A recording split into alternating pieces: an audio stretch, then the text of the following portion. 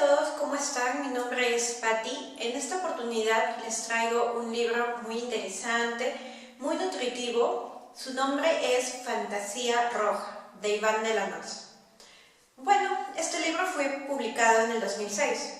Antes de esto quería contarles que en mi época universitaria yo tenía un profesor llamado Tomás.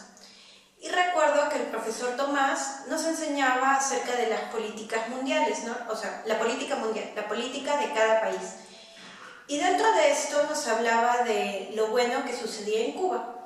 Bueno, como muchos sabemos, en Cuba tienen acceso a una buena educación, tienen prácticamente un médico de cabecera y además Cuba es uno de los países que evitó la transmisión de VIH de madre a hijo, ¿ok?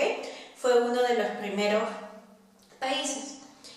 Entonces, bien, en Fantasía Roja el autor nos habla de Cuba, pero aquí el autor nos dice que las cosas no son tan bonitas como la gente cree y de hecho discrepa, ¿no?, con todo lo bueno que pasa en Cuba y nos dice lo siguiente. Los que venimos de allá no traemos las buenas noticias que propaga el turismo revolucionario después de 2 semanas de inmersión en aguas lejanas. Y luego nos dice, sus atribulados habitantes, los verdaderos héroes o víctimas de la revolución, aunque los intelectuales prefieran privilegiar a comandantes, ministros y colegas famosos en sus panegíricos. Bien, el libro Fantasía Roja nos habla de la revolución cubana y de cómo esto llega a ser una utopía, cómo el comunismo llega a ser una utopía. Bueno, el libro Fantasía Roja se divide en 5 partes. En la primera de ellas, Iván de la Noz nos habla acerca de los Cadillacs y cómo se asocian a los Cadillacs con Cuba. Y a él le parece muy irónico porque los Cadillacs, los automóviles, vienen a ser símbolo del capitalismo también. Entonces a él le parece irónico que finalmente a los Cadillacs los asocien con Cuba, ¿no? Y dice que están presentes en todas partes, en películas, están presentes en documentales, en revistas, etc. Ahora bien, dejando de lado los Cadillacs, quiero hablarles de Fulgencio Batista. Fulgencio Batista es un militar cubano que postula a las elecciones y se vuelve presidente. Esto dura de 1940 a 1944. Luego viaja a Estados Unidos y regresa en 1952 para nuevamente postular a las elecciones. Como era obvio que no iba a ganar, lo que él hace es dar un golpe de Estado. Y bueno, una vez dado el golpe de Estado, nuevamente es presidente. Para esto, en su periodo de 1940 a 1944, él creó una constitución. Y cuando él regresa, la desecha, la desaparece. Y también crea un gobierno tirano y represivo, ¿no? Entonces la gente reclamaba a través de huelgas. Y lo que él hace es eliminar el derecho de huelga y otras libertades políticas. Y lo que hace es asociarse con la aristocracia de Cuba, las familias pudientes de Cuba, que eran dueños de campos de azúcar. Y así se beneficia él, se beneficia este pequeño grupo de personas y la empresa privada. Bueno, la gente sigue reclamando por su tiranía, sigue haciendo huelgas y lo que él hace es estrechar la censura. Y recrudeció la violencia en contra de los comunistas, como a través de violencia, a través de maltratos, a través de ejecuciones. Esto cobró la vida de 20.000 personas. Entonces, durante 2 años, de 1956 a 1958, el movimiento 26 de julio, de ideología democrática y nacionalista, a cargo de Fidel Castro, lideró la resistencia en contra de la represión de Batista a través de una guerra de guerrillas, rurales y urbanas.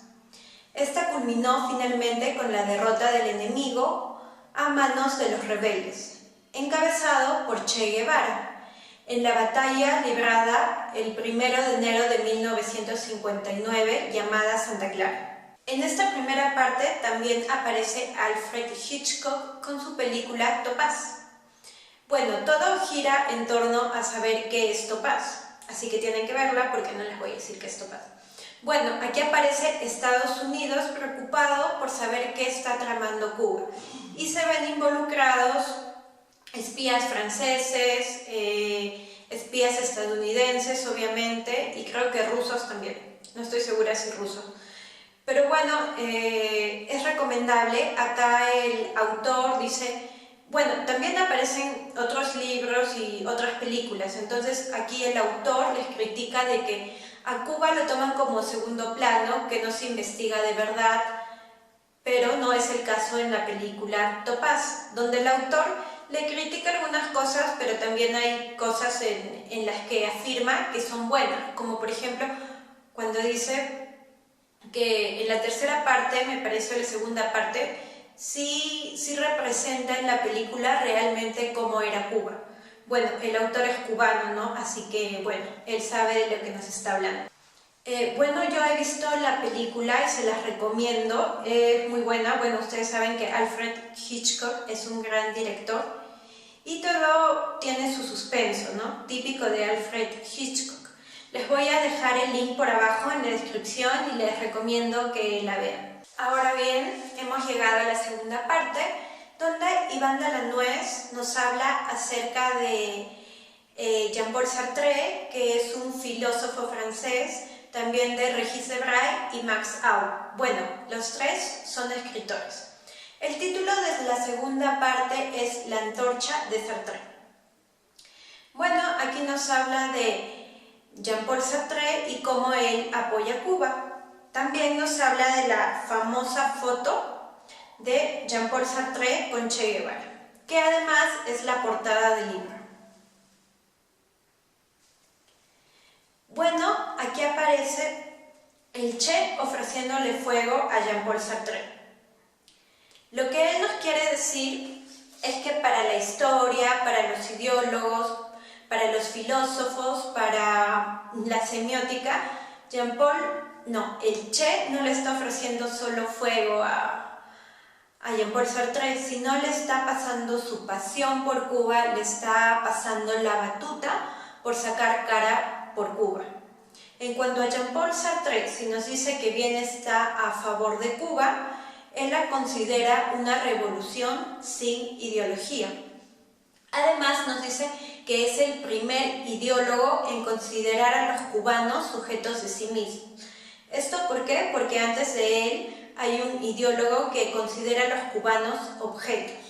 Luego nos viene a hablar de Régis Debray.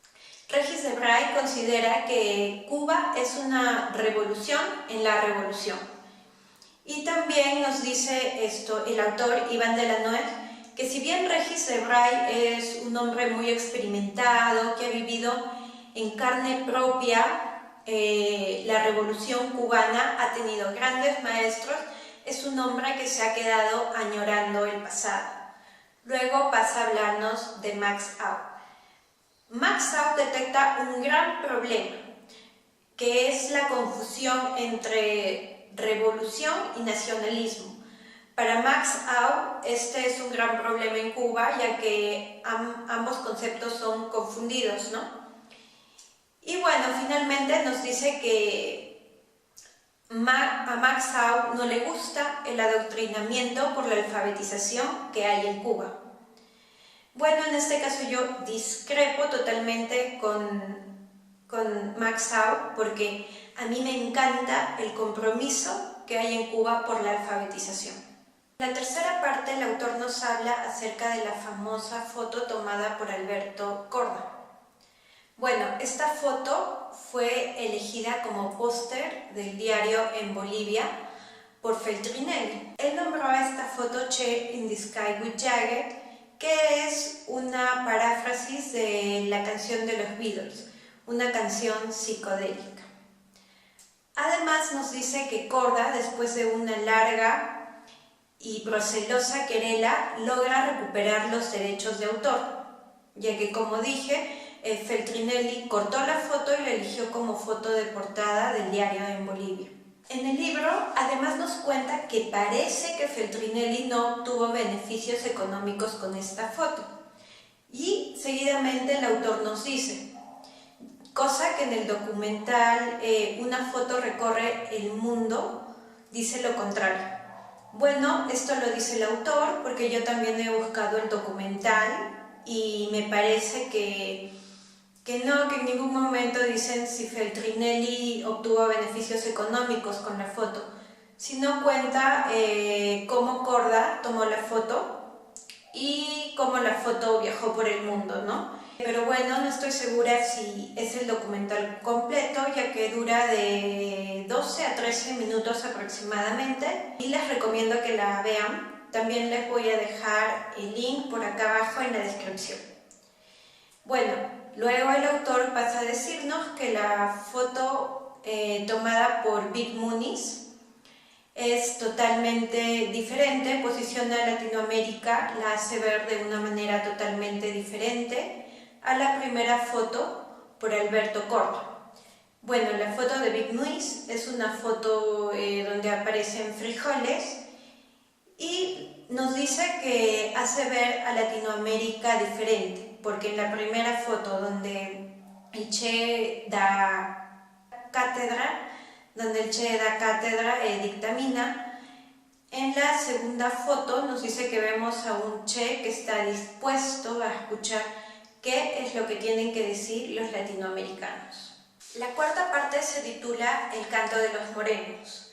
Aquí Iván de la Nuez nos cuenta cómo Ray Cooder, un músico británico, viaja hasta Cuba para filmar la música cubana. Inicialmente iba a filmar un videoclip o un disco de él con músicos cubanos, pero este finalmente se convierte en un documental. Entonces Ray Cooder se queda extasiado, encantado por la música cubana, busca sus raíces y hace un documental llamado Buenavista Social Club, dirigido por Wim Wenders. Bueno, tengo que decirles que he visto el documental, me he quedado encantada con el documental. Realmente la música cubana es maravillosa, la música cubana que está ahí. Bueno, Iván de la Nuez también nos dice que esta música pasa antes de la revolución, ¿no? Que no pasa durante la revolución ni después, sino pasa antes. Bueno, me ha sido muy difícil encontrar el video en realidad, me ha sido muy difícil encontrar el documental, así que les dejo por acá abajo el link. Por favor véanlo, se van a arrepentir de no verlo, está buenísimo. Por momentos la página te quiere direccionar a otro videoclip, pero tienes que insistir, regresar o darle actualizar. Yo creo que lo bueno se hace esperar y es el caso del documental Buenavista Social Club. Hemos llegado a la quinta parte, la parte final. Bueno, aquí en la quinta parte el autor nos habla acerca de un Trabant. Un Trabant es un automóvil, según nos cuenta él, alemán, que es uno de los peores de la historia y que nos dice que ahora es codiciado por los coleccionistas y lo compara con Cuba. Luego pasa a hablarnos de zapping de un domingo cualquiera y nos dice que mientras él hace zapping, tú ves la serie norteamericana Agencia, donde hay un complot para matar a Fidel Castro. Luego pasas por La Ley y el Orden con un capítulo llamado Cuba Libre. Luego pasas a ver a CSI Miami, donde se tiene que resolver el caso de un cubano encontrado, destrozado por un tiburón. Y finalmente llegamos a Los Simpsons, donde Homero tiene que matar a Fidel Castro. Y luego nos pasa a hablar de la visita de Steven Spielberg a Cuba. Luego nos habla de la pereza como filosofía de Lafargue, continuada por Russell, que resulta transgresor, pues él dice que trabajar es apoyar al capitalismo, ¿no? Que uno trabaja para el capitalismo. Y bueno, sin más rodeos paso a leerles fragmentos de el libro Fantasía Roja. La verdad es que es un libro muy bueno, se los recomiendo. Sería genial si lo pueden leer porque la verdad es que es un libro hermoso, muy nutritivo, donde uno descubre muchas cosas nuevas. Espero les haya gustado el video, espero lo compartan, espero le den like si les gusta. Y bueno, ahora paso a leerles fragmentos de Fantasía Roja.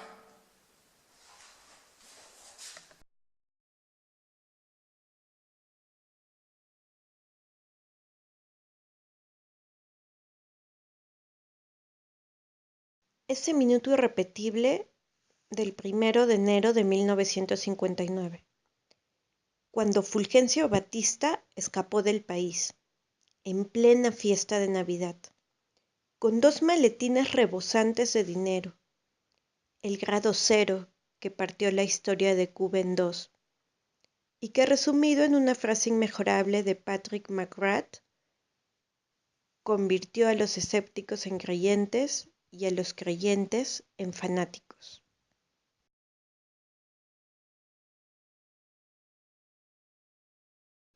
Pablo Armando Fernández formula una pregunta clave y la envergadura de la respuesta de Sartre nos sitúa en la llave maestra de las relaciones de la cultura cubana con Europa y Estados Unidos. Fernández pregunta: ¿cree usted que nos está sirviendo para algo a los hispanoamericanos seguir tan de cerca la cultura europea? Para Sartre, toda proximidad a Europa es un alejamiento a Estados Unidos. Una manera de contrabalancear, por ejemplo, el Reader's Digest. Sartre ha llegado a otro mundo que pronto será comunista, que pronto será lo que sea, pero que ahora es indefinido. Un país que antes de proclamarse socialista ya está marcado por la Guerra Fría, lo cual queda demostrado en la voladura del barco La Cobre. Este hecho le permite avanzar algunas ideas interesantes sobre la Guerra Fría y fijar algunos tópicos importantes de la posterior historia cubana. La relación David-Goliat, el dramático papel de un pequeño país frente al peor de los adversarios. Entre adversarios de una misma talla y que buscan equilibrios, es después de todo una manera de congelar la guerra. Pero cuando esta tensión insostenible enfrenta a una nación pequeña y pobre, con un coloso irritado, la desproporción de fuerzas crea una situación de violencia.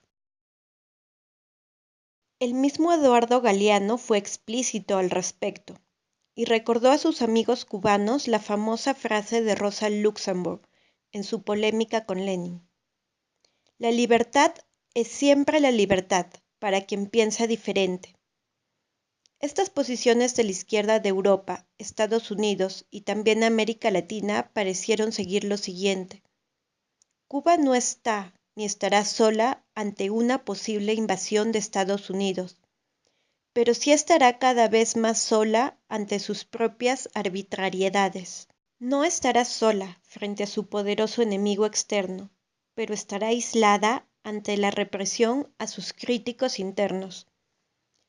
No estará sola a la hora de enfrentar los demonios ajenos, pero sí lo estará ante sus propios demonios.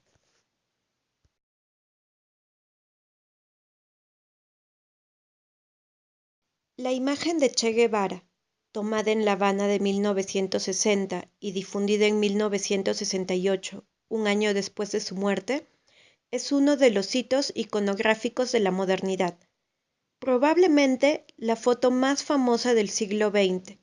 El rostro del guerrillero fue captado por el fotógrafo cubano Alberto Coda en un acto masivo, el duelo por el barco La Cobre, del que fue testigo Sartre, y divulgado en sus inicios por el editor y militante de la izquierda radical Giacomo Feltrinelli, que recordó el retrato original hasta convertirlo en un póster y lo divulgó por todo el mundo, hasta que, tras una larga y procelosa querela, el artista consiguió recuperar sus derechos. Con esa foto, quizá América Latina haya entrado por la puerta grande. en la era de la imagen. Aquel semblante del Che supuso, entre muchas otras cosas, una frontera visual entre los usos modernos y los posmodernos. Comenzó su andadura siendo el rostro de la revolución, pero terminó aclamado más allá de ella misma, cuando esa revolución ya no aparecía como una meta definitiva en el horizonte histórico. Aún para sus más acérrimos enemigos, sigue siendo un misterio ese rostro que parece tener vida propia, esa especie de Dorian Gray, de las rebeldías, la presencia más rotunda de todas las revueltas. Vayas donde vayas, es imposible escapar de esa faz sempiterna, tocada con el halo de la eternidad.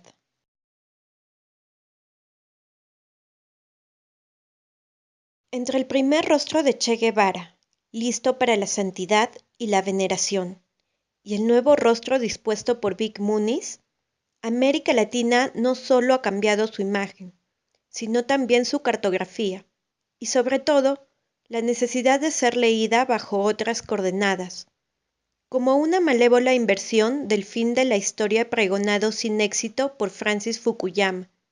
Ahora resulta que unos 30 millones de latinos, por debajo, han invadido el territorio enemigo, mientras que por arriba, fenómenos macropolíticos como el Tratado de Libre Comercio se han encargado, para bien y para mal, de romper la frontera entre las dos Américas. Lo que militarmente no consiguieron las guerrillas en los 60 está ocurriendo culturalmente, en las vísperas del nuevo milenio. Los así llamados hispanos se han convertido en la segunda minoría en los territorios del imperio. El primer rostro del Che dictaba, hablaba, daba órdenes. El segundo rostro del Che no es tan importante por lo que pueda decirnos, sino por su capacidad para escuchar las cosas que los latinoamericanos del siglo XXI tengan que decirle a él.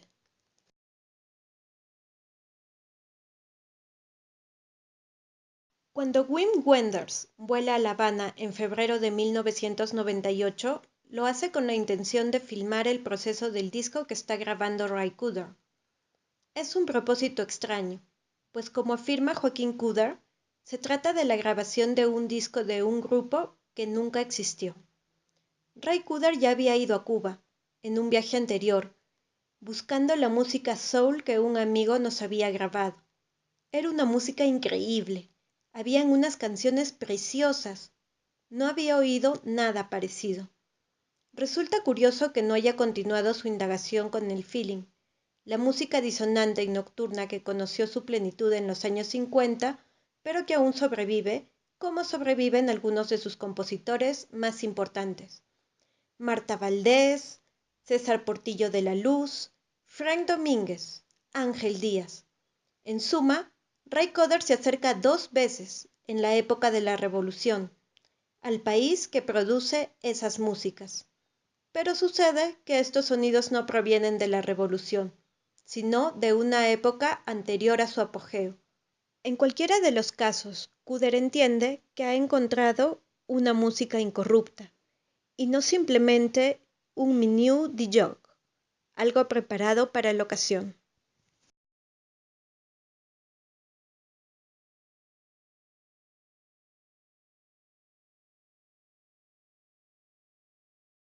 Zapping de un domingo cualquiera. En una serie norteamericana, La Agencia, hay un capítulo en el que van a matar a Fidel Castro. Se intuye que lo hará un asesino a sueldo que ya había liquidado antes a un agente en La Habana. La agencia sospecha de los grupos anticastristas de Miami, pero pronto descubre algo peor. El encargado de matar a Castro, el Killer Hernández, resulta ser agente del propio régimen cubano. El plan consiste en cometer la ejecución en plenas Naciones Unidas, Nueva York, e incriminar a Estados Unidos. Así, la desaparición del máximo líder a manos del gran enemigo les permitirá sustituirlo sin necesidad de invocar a la democracia. Por ello la CIA, que como sabemos quiere la democracia sobre todas las cosas en este mundo, se lanza una carrera contrarreloj para impedir el atentado, pues más que para una Cuba sin Castro, la agencia trabaja para una Cuba libre.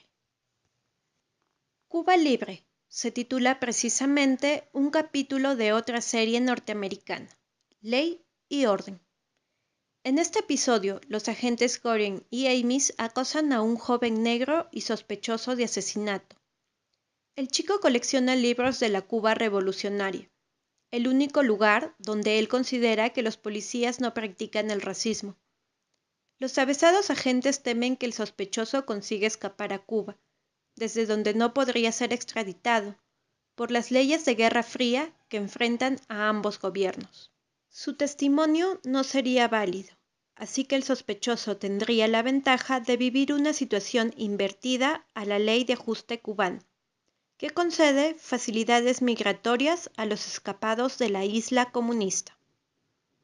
En CSI Miami, el taciturno Horacio Caine tiene que resolver el caso de un cubano que aparece destrozado por un tiburón.